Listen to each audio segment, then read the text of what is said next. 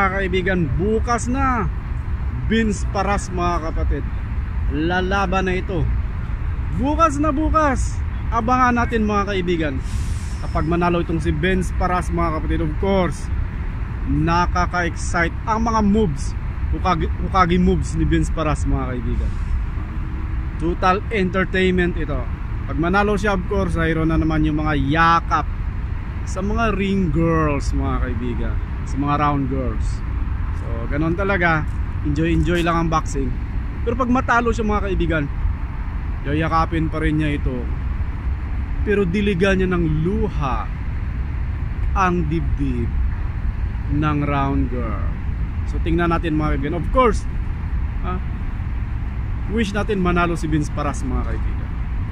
Basta Pinoy boxer, suportado natin yan. So abangan natin mga kaibigan.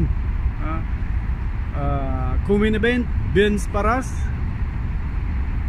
Enjoy natin ang kanilang laban. And of course, main event, Casimiro versus Sanchez. Tanging angas ng Pinas. Tingnan natin kung maangas pa rin ba ang kanyang performance. And of course, doon tayo sa Hokage moves ni Vince Paras. So yun lang mga kaibigan. Excited na tayo sa laban bukas. Syempre, ganun talaga ang boxing, diba? So thank you so much for watching and see you on our next vlog. Bye bye.